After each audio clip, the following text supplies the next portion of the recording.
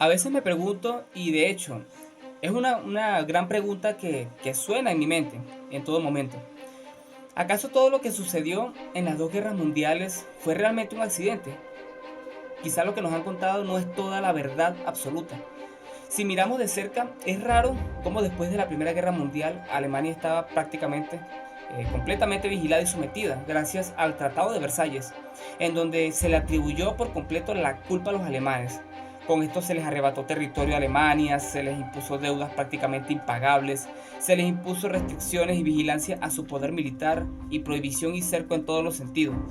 Eh, a tal punto de dejar a Alemania endeudada, con hambruna, arruinada, prácticamente una humillación total. Sin embargo, a pesar de estas vigilancias extremas, un pintor austriaco logró su ascenso con discursos claramente amenazantes y logró levantar un poderoso ejército enorme sin que nadie lo detuviera a tiempo desde el principio. Demasiado extraño, ¿no? Eso me hace pensar en lo siguiente: ¿por qué las potencias occidentales no actuaron cuando veían venir el peligro?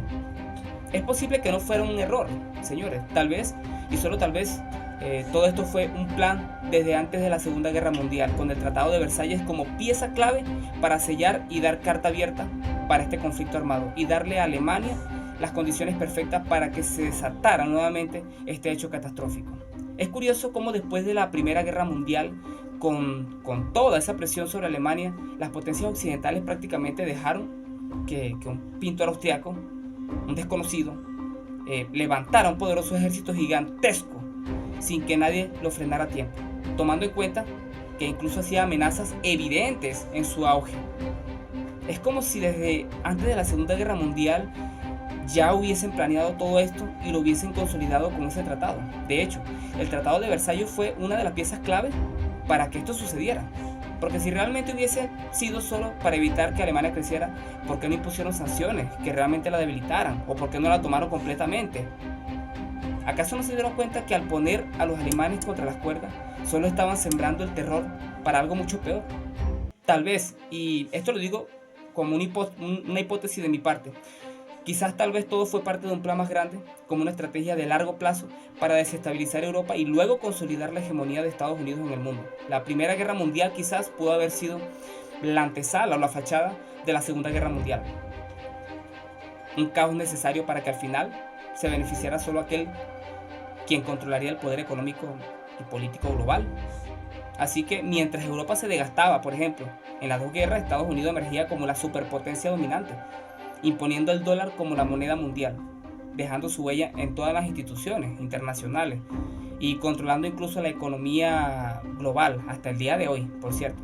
Tal vez todo el desastre de esas décadas de conflicto no fue simplemente un accidente, sino una jugada maestra para asegurar que al final de todo Estados Unidos se quedara con el control absoluto, mientras que Europa quedaba dividida y debilitada. Otro dato intrigante e interesante es que Estados Unidos sabía que la ideología del pintor austriaco y el partido que él lideraba era contraria a la del régimen comunista de Stanley, de la Unión Soviética. ¿Acaso Estados Unidos utilizó a Alemania de ese entonces adrede como contrapeso para contrarrestar la influencia del comunismo de la Unión Soviética? Si todo esto fue parte de un plan y si el próximo movimiento ya está en marcha, ¿acaso estamos siendo nosotros parte de otro juego de poder global? ¿Tú qué opinas? Déjame tu respuesta en los comentarios. Y recuerda esto: en la guerra lo primero que destruye la mediática es la verdad, pero la historia y los hechos dejan huellas.